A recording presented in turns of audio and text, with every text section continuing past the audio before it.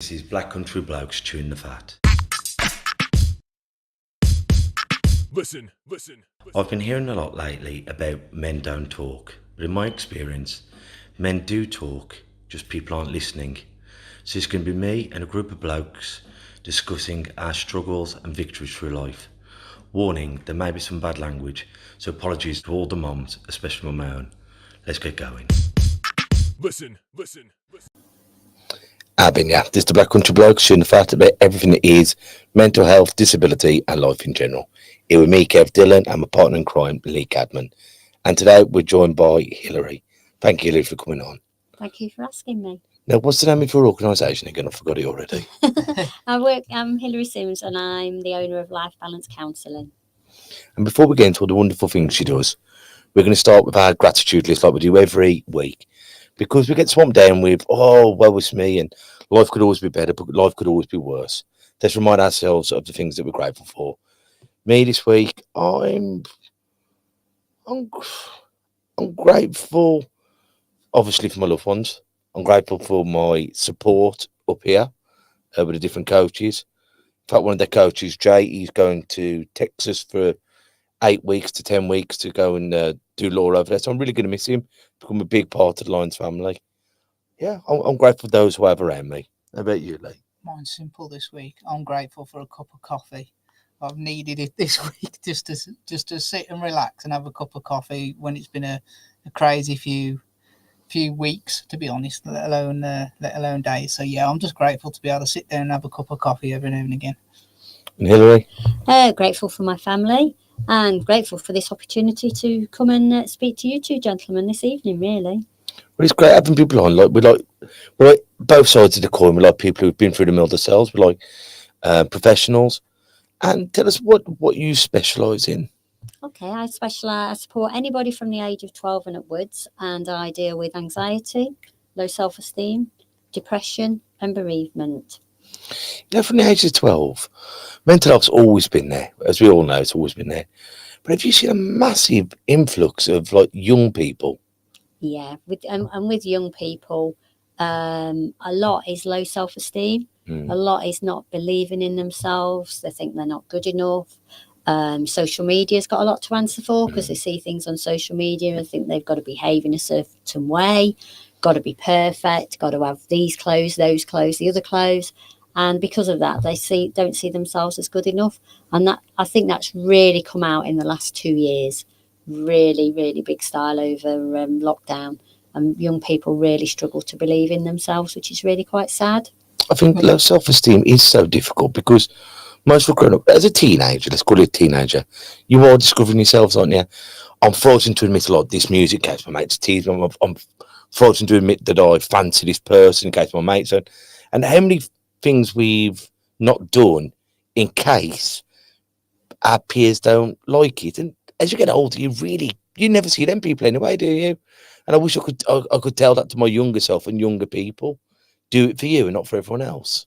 But that's the peer pressure, isn't it? It's that we've got to behave in this way, we've got to be behaving that way. We've got to be accepted. We feel we've got to be part of a group. And it's about you as the young person learning to accept yourself for who we are. For me, I'm shorty. I'm only 5 foot tall. I'd love to be taller. That's never going to happen. So accepting that I'm short is part of me. I'm the one in the supermarket that has to say, can you reach the stuff off the top shelf, please? But I've accepted that that's me, and you learn how to deal with it. And it's the same for young people. Accept who you are. Learn to love the person you are. Whoever you are, whatever you are, learn to love the person that you are. We don't all have to fit into a certain pigeonhole box. Oh, sorry. I often wonder, though, whether, obviously, you see more young people, which in a sense is fantastic because at least they're finding help. But do you think that's the reason you see more people, that people have more confidence to find help? Or do you think, look, so I think in when we were 12, I never even thought of mental health at all. I don't feel like I suffered from poor mental health at the time either. So is there something that's changed that more people are suffering, or is it just more people are now finding help?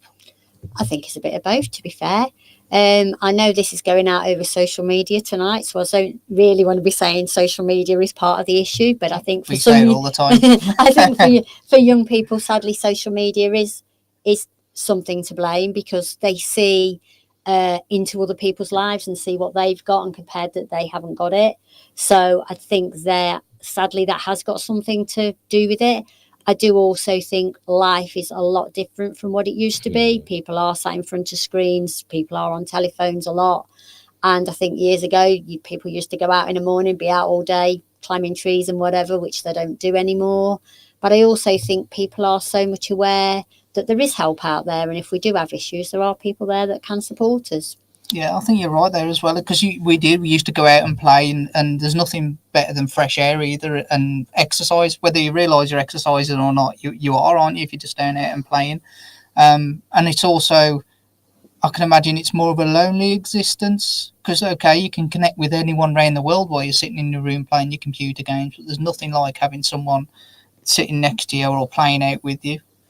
Yeah, definitely. I think being outside, and as lockdown's shown us, we're not designed to be stuck at home with the same people who we live in the same household with. We are social animals. We do need to get that out there and mix, and we need to do it in person. I think lockdown's made that even more important to realise. Get out the house, put your phones down, put your tablets down, go and meet the people in person. And do you think, like, telling my kids, I remember McDonald's for a treat. People used to have their birthday parties at McDonald's. Now it's like you're having bad food on the go. You're eating takeaways all the time. You're living on Red Bulls, Monsters, Fizzy Pops. I remember my mum used to buy a 2-litre Fizzy Pop, and that would last just a week. Whereas you're seeing people, we could buy a can of pop for £1, or we could buy 6 cans for £1. So if you bought more, you drink more. And do you think it's lack of exercise, lack of bad food, increase of sugar, lack of mobility, social media? It's like a bomb, isn't it? It's a combination of all of it, I suppose, isn't it, really? And also, from a parent's perspective, the pressure to provide for children and keep hold of your job, and people to be able to afford mortgages and whatever. Both parents are having to work full time and everything. So I'm not saying children are left to look after themselves, but it's parents, what's quick to eat for tea, or I'll pick up a takeaway on the way home, or we'll order something in, and once again, lockdown's got people used to ordering food in because it was the easiest thing to do. So I think it is a combination of all sorts, which is why getting out there, getting that fresh air, mixing with people, and it's everything in moderation, really. And I think back when it was the TV, whether it was the 4 channels or Sky Television, whatever it was, but you could monitor what your children were watching. Now they've all got smart devices. You can say, you can't watch Harry Potter 5. Next thing you know, a mate at school is showing it to. Never mind all the pornography and the graphic stuff, or all the things that the internet, the dark side of the internet has. So it must be I'm dreading it when my daughter's a little bit older, and a friends are showing her stuff, because you know what frightens your child. You know what's going to give her nightmares or worry her. And when your friends are showing it you bow down to peer pressure, don't you? But then it's mummy and daddy or the guardians who have to look after it at home. Yeah, but also it's mummy and daddy and the guardians that are then told you're the evil ones because you won't let me watch it. So it then causes the problem. Well, my friends watch it. Why can't I watch it? So you're then seen as the evil parents, and that's not the case. You're just trying to protect your children. And the thing is, nowadays there's so many channels and stuff. Is it all suitable for children all of the time prior to the watershed? Not necessarily. No. And it is very difficult, as you say, to monitor what the kids are actually watching. Do you feel like we should be doing more at primary school level, do you think, with children's mental health? Because we've said this before, whether it's a school counsellor who checks on the pupils, be it once a month, whatever, and then having like mentors in place. Because I think if we could set the story right from the beginning, Kevin, why are you hitting people? Kevin, why are you crying? Kevin, why have you got those marks? And get them expressing their feelings at a young age instead of trying to fix them when they're grown-ups. Yeah, totally agree. I think it's a lot more accepted now, and it is a lot more talked about. I deal with, as I say, lots of people, all different ages, and I've got adults that are in their 50s and 60s that I deal with, and it is their childhood memories and their childhood issues that are causing them disturbance still now, 50 years later. So I think if talking about your mental health and saying to kids it's okay to come and tell us what's going on and what's happening, and we need to talk about it from primary school age. If that becomes the norm, that's great. But it's half the problem is, have the schools got the money to be able to fund the people they need to bring in to support the children? And sadly, that's where counselling and things misses out, because it's the easiest thing to cut out of the money budget. Doesn't that drive you mad though, when they keep saying, look, we haven't got the money for this, and you're thinking, it's funny when money can fall out the ceiling for some things and mental health hasn't been. And we had Mike Wood on here at local MP, and we said that, and Marco, didn't we, saying like they built the hospital, the Nightingale Hospital, that was never used, and they built this, built that, built this, but not one bed was put in Bushey Fields. And everyone was talking about mental health, and they're saying we've put £1 billion into mental health, but it wasn't in the trenches. You know, it wasn't there helping people. It wasn't, if you phone up saying, I'm going to complete suicide, come back in a fortnight. And I was thinking, we've got to sort it out. This is the pandemic we can stop, isn't it? Or at least make better. But if you go to your GP for counselling, what's the waiting list? 6 months, 8 months, 12 months, whatever, you know. And there is loads of resources out there that the NHS could tap into if they wanted. There's loads of private counsellors. Even if there was a deal done that 2 hours a week we give to the NHS on a reduced fee or something, even something like that, just to give these people access. And even if they could only access 6 sessions or something, it would just give them a little bit of help. Sometimes all people need is that person just to come and offload to, who's somebody who's not in their world, who's not related to them, or not somebody's girlfriend, boyfriend or whatever. Just need somebody just to come and let it all go to. Doesn't matter whether we've actually fixed it. Sometimes it's just letting it go, to giving it to a stranger. I found that myself, Hilary. I went for counselling, I think it was 2018. My daughter had a really terrible time in hospital, which I won't bore everyone with again because I've been through a lot. But I remember going to my doctor's. From there, luckily the mental health nurse was there, so I went straight down to the stairs to the mental health nurse, explained everything to her again, and then it was less than a couple of days later, I got another call and it was to see which type of counselling would be best suited to me. And just me being on that call and unburdening myself, I finished it and I was 10 times happier before the counselling even starts. I think that is right, isn't it? Sometimes you just need someone to get everything off your chest too. And the thing is, even if it's not a trained person or whatever, if like for you, with your partner's going through the same thing with your daughter, I don't want to burden them with the thing, so I keep it all in. It goes in the pot with everything else, mixes round and gets mixed up. Who am I going to share it with? If I go to a complete stranger and just let it all go, oh, it's okay, it feels all right now, I can put it back in its little boxes and manage it for another few weeks. It is just about, if you can find that person you can just sit with and just, let it all go. That used to be like the barman, the barber, the gym instructor, wasn't it? And every time we've all been there on holiday and you're there and you just waffle at someone, you've confessed all your sins because you know you're never going to see that person again. And if you think you're bonkers, who cares? Doesn't matter. And if something's affecting you, you're not bonkers. It's worrying you, you've got to get rid of it. And it's sort of, once it's out there, well, I can either deal with it because I understand it, I've said it, so I've got to deal with it, or it's just out there, I can let it go now. Because it gets mixed round in your head. It's like everything's in there like a washing machine and it's all going round, it's all mixed up. How do I know which bits to sort out first? Well, actually, if I can just get it out of my head, it will make a difference. And the thing I do with a lot of my clients is say, get a pen, get a piece of paper and write down what's going on in your head. I know it sounds stupid and they go, oh, well, I write some really weird things down. It doesn't matter. If it's going on in your head, put it on a piece of paper and we'll have a look at it. And we can see where it's coming from. And some things they'll look at the next day and go, what did I write that down for? Well, they'll cross it off because it doesn't bother them anymore. But it's got it out of their head. It's stopped their head being full of stuff. And once you put it on a piece of paper, you can reread it. You can go back at another time and look at it and you can think, oh, that's not so important now. But when it's mixed with another thought or another feeling, it's too important. But at least if you put it on a piece of paper, you can put it into priority of which way you deal with them. But it's actually out there then and gives you the chance to deal with it. We mentioned this before. We did an episode actually on brain fog. And I very much get this where I've got that much going on in my head.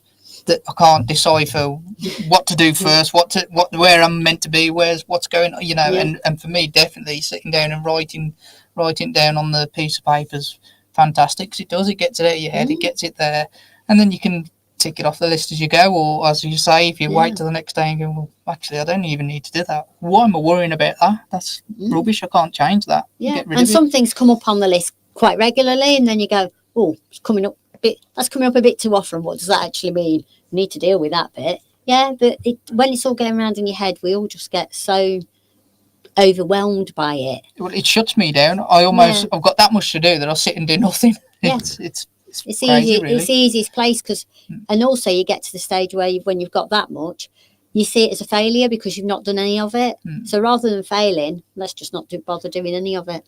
But that's like when you've got a real messy house, or like your shop and you're doing it up, and you just go, where on earth do I start? Yeah. And then you think, I'll have a coffee. Yeah. And then you've had 6 cups of coffee, and then you've got to do the washing up as well. but it is, isn't it? And it's like, and if someone can go, all right then, let's move this table first. Yeah. And sometimes just getting someone to go, okay, let's make a pile over there. Thank you. And then I've got something. And that's why I've got him. I've got brilliant friends who I can talk to. But every so often, I go and see a professional just to go, all right then, what switches have I got to turn off or turn off? Yeah. And let's just go back to basics. Yeah. Where we're not having a discussion. I can speak so openly without being judged, because they've heard it or similar things. And they can give me advice that they haven't got to be frightened of giving me. Yeah. You know what I mean? And I'm there to learn, because I bet it drives me mad when I'm doing my boxing lessons and they go, well, my dad's taught me how to do it this way. Well, get your dad to teach you. And I bet you have it in yours going, well, that ain't going to work for me. Go, well, try. If you're here, let's give it a go. Yeah. But if they come and we talk about things and we talk about trying things differently, if the client doesn't want to try it, that's fine. That's not a problem. But they're not going to get, change is not going to happen. Things are not going to be done differently if you don't give it a go. And quite often with not giving it a go, it's that fear of failure, fear of, is this going to make any difference? And sometimes clients come and do they actually want to change? They actually quite like being in that position. And sometimes it's comfortable, even though it seems like an uncomfortable situation. Yeah. It's what you're used to, so it's comfortable to you, isn't it? Yeah. So actually getting that change, getting them, holding their hand and trying to get that change, very tiny little steps one at a time. It's really important. But the week they come back and they've done something different and something's happened differently, oh my God, it's amazing. And we say about what can push you over the edge, like with bereavement or with depression. And it's I shouldn't really moan, Lee, because I mean, you and your colours situation, and you go, but you've got the right to feel that sad. If you love your hamster and that hamster dies, you've got the right to feel sad about that hamster, haven't you? It hasn't got to be or losing your job or not getting a job or failing on a test. You have got the right to feel upset, haven't you? Yeah, everybody goes, oh, there's always worse people off than me.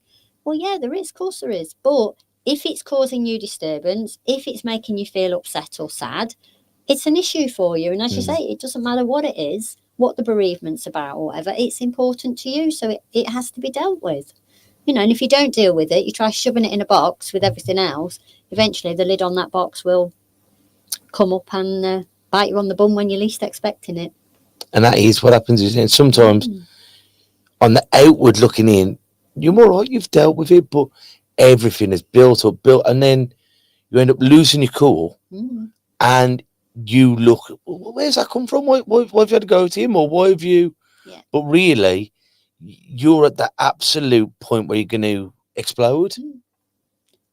Bottle of pop's a good example, because you've always got the bit in the bottom, you've always got your normal everyday stuff going on, then you've got all the other stuff you're stuffing on the top, then you've got about that much space at the top of the bottle, and then you're trying to deal with everyday life. Well, that much space in the top of the bottle doesn't allow you to deal with everyday life, and eventually you squeeze it and it all goes everywhere. I mean, with that, before the pandemic, life is stressful anyway. Yeah, life's stressful, and then we had the end of the world. It was the plague, and if people are dropping down in Italy and they're dying in the streets, and morgues are too full, you're thinking, oh my goodness, what should I do? I'll pull my kids out of school. Then you have all that, and I can't see my mum, and then if I go out, I'm going to bring it in. So we had all that fear, and then we've in lockdown, out of lockdown, in lockdown, out of lockdown, and now we're out of lockdown. So we had the stress before the lockdown, the stress of the end of the world, Yeah. and then coming back into the real world. And me and most people out there, we haven't felt like we've had that release. Like I'm going on holiday in a few weeks, but even like when you've booked something to look forward to, we've had 3 years of thinking, well, how about if I get cancelled? Mm. How about if I can't go? Yeah. And it's been hard to just look forward to things, hasn't it? Yeah, are these things actually going to happen? You know, as you say, booked a holiday. How many holidays have been cancelled in the interim? Am I actually going to get there? The stack of paperwork that you need to be able to get on the plane for everybody to prove you've had this test, that test, and everything. Yeah. How about if I get sick over there? How about if I can't get back? How about and we're catastrophising everything, but our poor brains don't realise that isn't real. But we've had 400 incidences before we've left the house. Yeah. I mean, how many people are going on holiday this year, going to theatres and pop concerts and that are 2 years old, that have probably been cancelled on 3 other occasions and whatever? And it's, well, I'm supposed to be going to so-and-so on Saturday, but will it really be on? Will it be cancelled? Am I allowed to go? What will it be like when I get there? There's all those questions that before we didn't have. We now have all those going through our head before we go anywhere or do anything. And I think even like when it first started happening, you start driving past parks and you see like 4 people again. You're allowed to do that. And then when we went to boxing shows and there's a lot of people in there, and you're thinking, I don't know how I feel about this. And then I'm starting to get back to getting used to the old world, but there's still a part of my brain's going, this ain't right, Kev. Are we going to be poorly? Are we going to give it to Mom? Are we going to give it to Lee? Who's going to give it to Calories? Are going to? And because you're a caring person, it affects you because you're thinking, I don't want to affect other people's lives. And in some ways, we've almost been taught how to be more selfish over the last few years, and that's a shame in itself, isn't it? Yeah. I mean, I'm all one for looking after yourself, which is self-care rather than selfish. But yeah, this has brought a different selfish to it, and also looking at other people. Well, are we supposed to be doing this? Should we be doing this? Is it right to be doing this? And I think with mental health post-lockdown, we're on the tip of the iceberg. Oh yeah. You know, we're only touching the top of what's going to come out of the end of lockdown and whatever, because we've still got some restrictions and still being a bit cautious and whatever.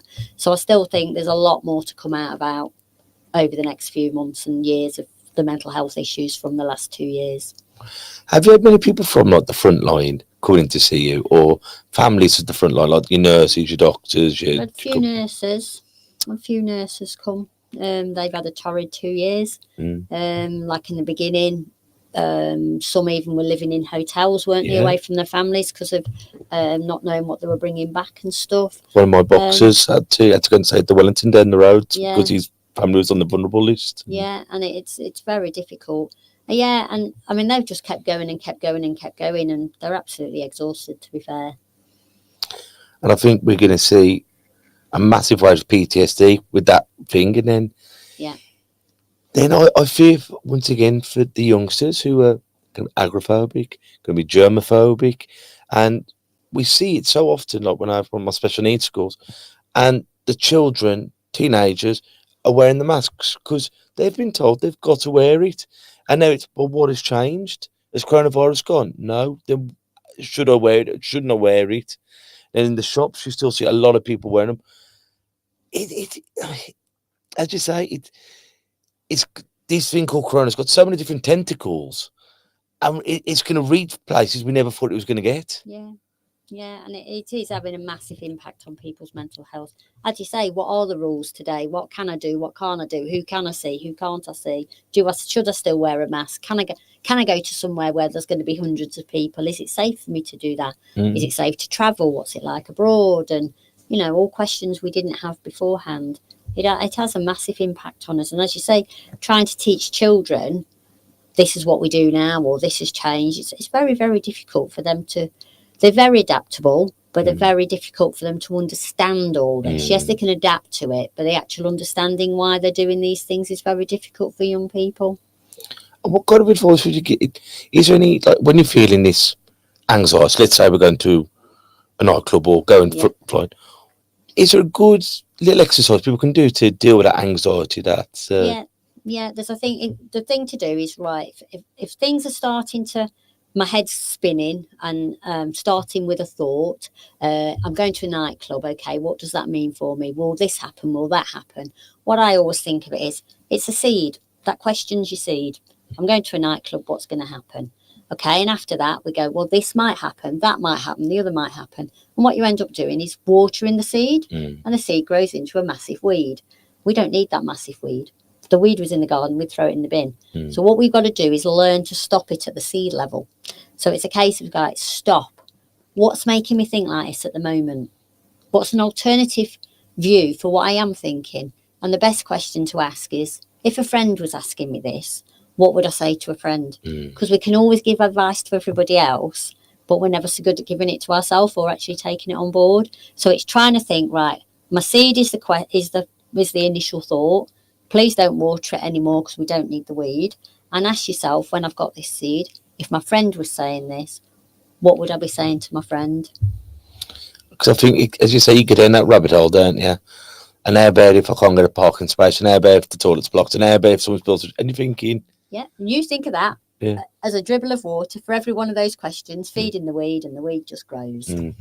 Yeah, and it's, before you know it, your head, you've lost the initial question because you've asked and put so many layers on top of it that actually, can I even remember where I started?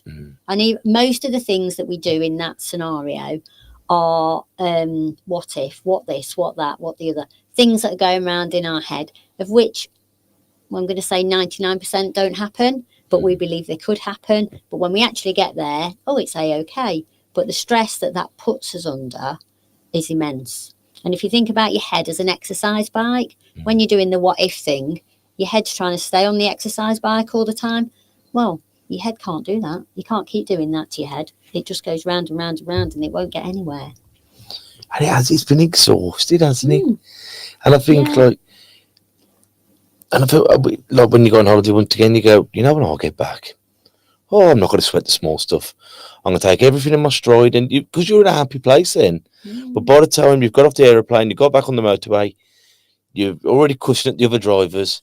So we've got to remind ourselves of, does this matter? Does his or her opinion matter? And I think that's what we've got to do, be kinder to ourselves. And it's such a cliche, isn't it?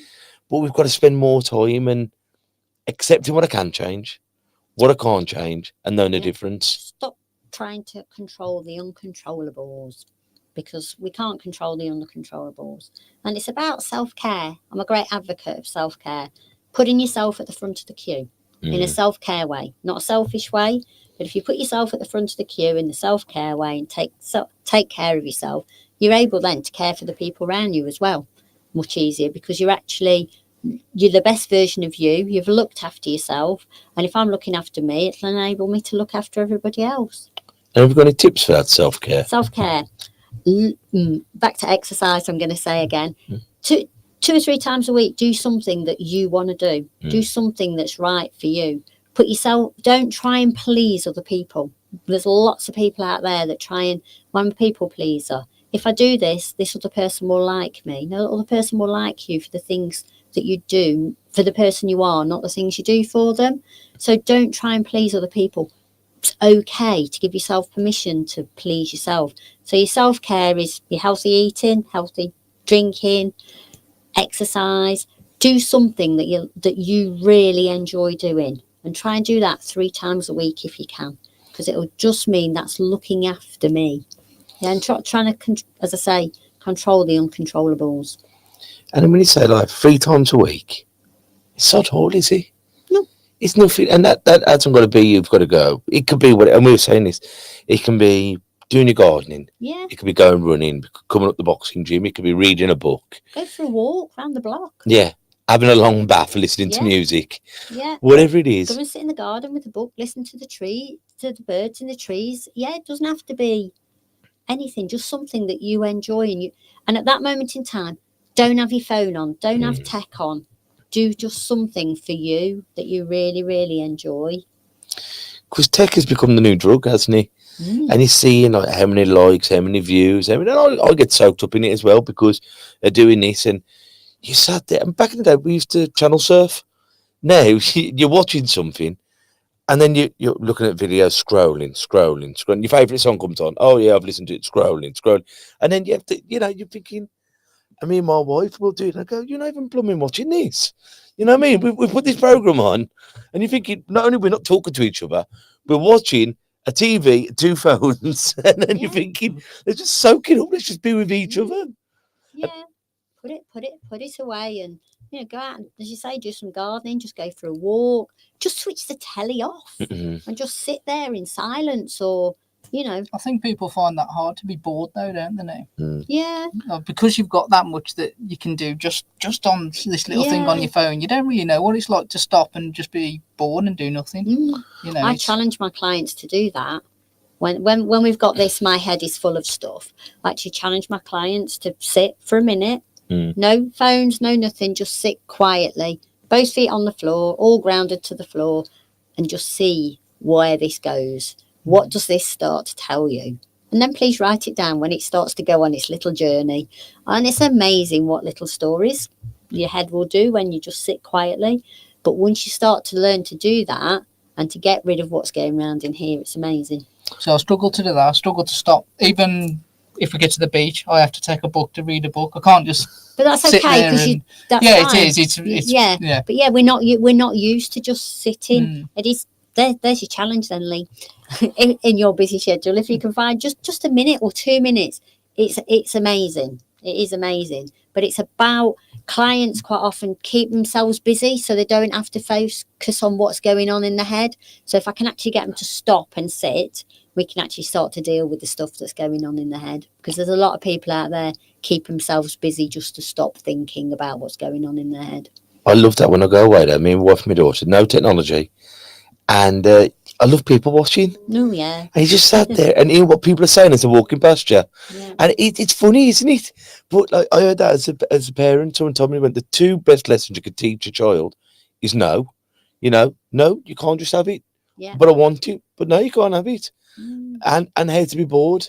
Like we're on a journey, having a tablet, and I'm bored, Daddy. Look out the window. Can't have a lamppost. We'll have a sing. We'll do it. And it's having that ability to entertain myself. I spy, yeah. But just whatever it is, having a sing, it's creating distraction by using your imagination. And when me and my daughter tell stories, and there's a dragon, what colour was he? And what was his name? Yeah. And how many? And it's great because you're getting their mind working in that way. Yeah. We don't need that now because we just go to the phone and look at the phone and it's all there for us. I've got a question actually off Steve. I'll just bring it up on the screen. How you doing, Steve? How been you, Steve? So the problem I come across is when I do decide to do stuff, for me it is that I feel very guilty and that I put others out or become a hassle to them. Anything I can do to get past that guilty feeling. Ooh, feeling guilty about doing things for yourself? Yeah. That's okay. It's about you learning to give yourself permission to do it. You've actually got to be the one that says, yes, I actually give myself permission to do this for the next 10 minutes or 20 minutes. That's looking for approval from somebody else to say, it's okay for you to do this. It's learning to be an adult and for you to say to yourself, it's okay to do this. We had a lady come on the podcast, on the radio, funny enough, and she was saying that, like when you say to your child, oh, Daddy's ever so proud of you, or Mum's ever so proud, you're getting validated by someone else, and now I say is, are you proud of yourself? And but self-validation. But until she mentioned it, so with my child, and I'm so proud of you. You've made me so. And she said, but she's always going to have validation off a man, off a father, off a. So reframe it. And I thought, blooming heck, how brilliant! Yeah, definitely. And that is a massive thing I deal with in the counselling room a lot. People not knowing how to give self-validation because they sometimes see it as being selfish or, oh, look at me, aren't I good? No, it's not. It's just about appreciating the person that you are. And I am good at doing these things. We don't need another person, particularly when we get to adulthood, for them to tell us that we can do something or how to do something or how well we've done it. It's like you come home from work and your partner says, how's your day been? 1 thing's gone wrong, 10 things have gone well. What do we say as we walk through the door? Oh, it's been really bad. This happened today. Yeah. We never walk through the door and tell our partner the 10 things that have gone well. So it's a case of get to the end of the day, have a look at your day. What's gone well today? What have I done well today? What have I done well today? And it's about focusing on that. I've done well today.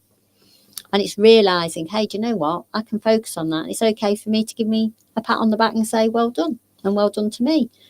Yes, you've got to validate children, because that's how they learn how to validate, if you validate. But it's also, as you say, it's about saying to them, are you proud of yourself? Do you think you did well? Yeah.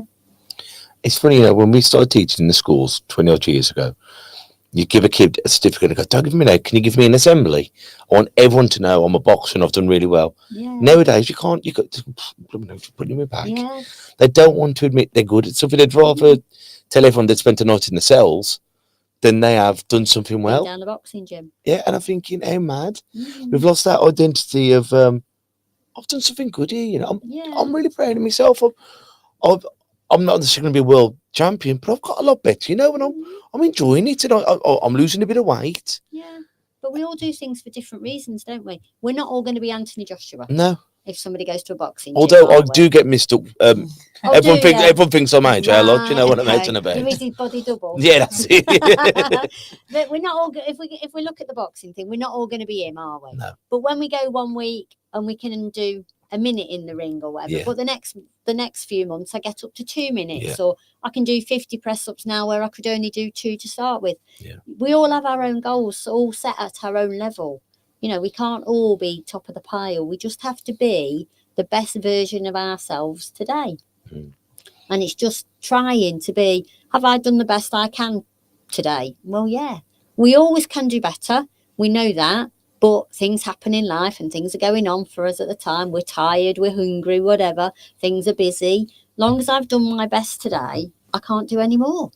And that's what I try and get to the boxer's head. Sometimes we're going to win, sometimes we're going to lose.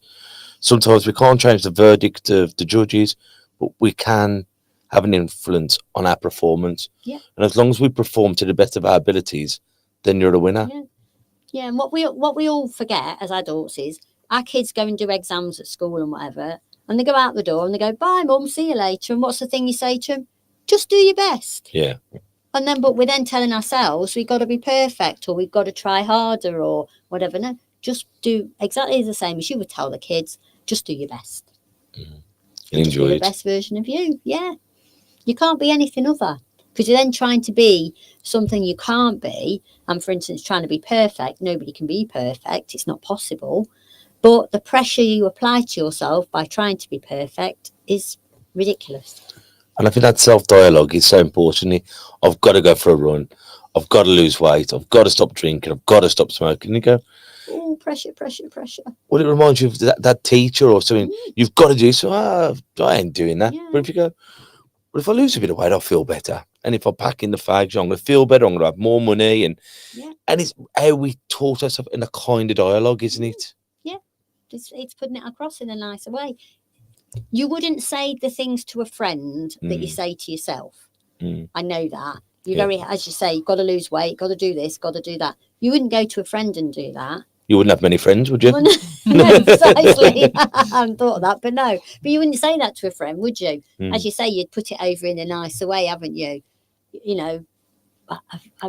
Losing a little bit of weight might help or whatever, but it's about being kind to yourself as well. Treat yourself like you would treat your friends, because you wouldn't treat your friends the way you treat yourself a lot of the time. My mate once said something similar. He said, treat yourself like your pet. I went, what do you mean? And he goes, when Silly, your cat, he goes, when she's poorly, you take her to the vet. I went, yeah, of course I do. And he goes, when she's hungry, you feed her. And when she wants a bit of fuss, you give her a bit of fuss. I went, yeah, obviously that's what you do. And he goes, but when you're poorly, you go to the doctors. When you're hungry, I go, well, I'm at the gym, I can't have time to eat. He goes, but never mind your daughter. Treat yourself like your pet. And I thought, blooming heck, that's so right, isn't it? It's like your mental and physical health. I put a post on LinkedIn the other day, and it said about if you got toothache, would you ignore it? No, you go to the dentist, wouldn't you, and sort it. So why, if you've got anxiety or depression or any other type of mental health, why do you not go and ask for some help or support with it? Because if you got raging toothache, you'd certainly go and get that sorted, wouldn't you? 100%. And what would you say the difference? What a key things to look out for? Because like depression and anxiety, they get thrown around so much now. It's become like the new migraine, hasn't it? Yeah. And there is, I feel sad. Yeah. You know, I feel I've had a bit. I don't know why, but I'm a bit sad today. Or I've got a GCSE, or I'm a bit nervous.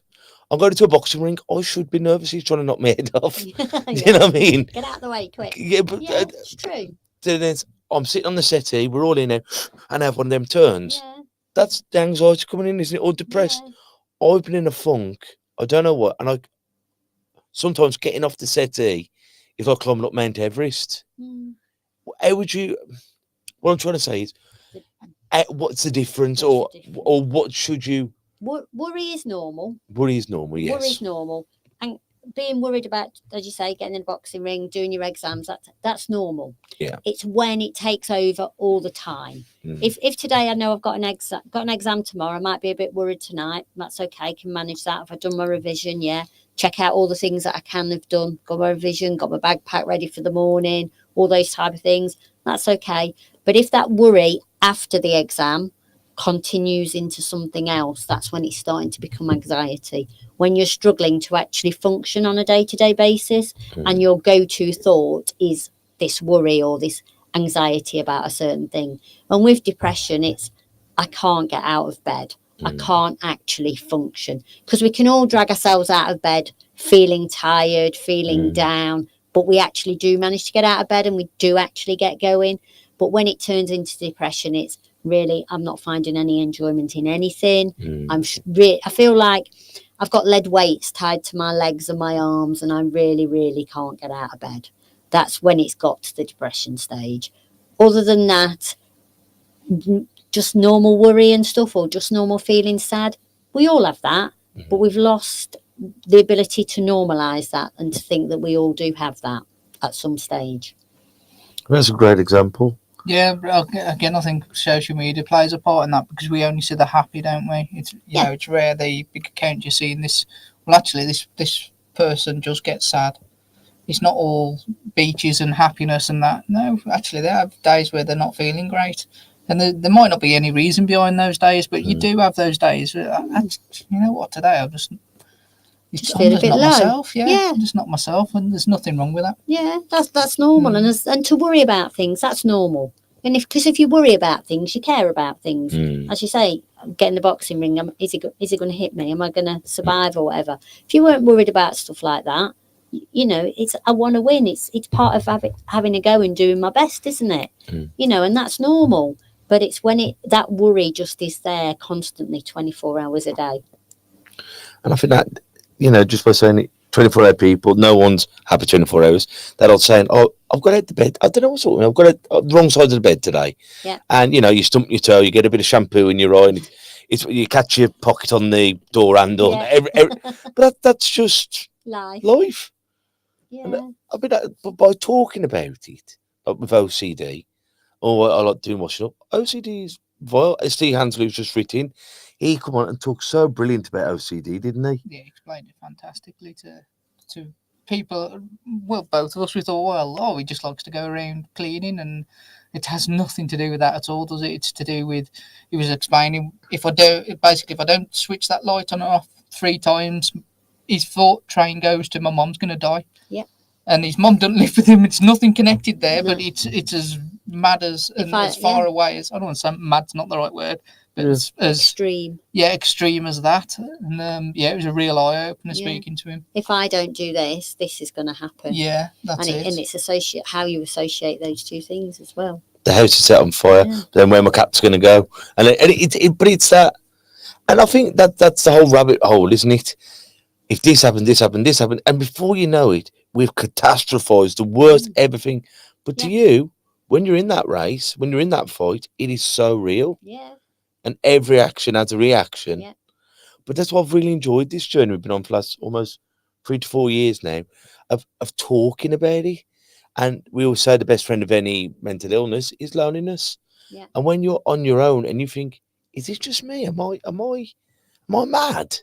Am I to feel and go, no, Yeah, there's lots of other people out there feeling the same. But when it's happening to you, it becomes all consuming. But that one person that says to you, you're not mad. I've heard this before. I know other people that are suffering with it, and they sort of go, really? Well, yeah, it's normal.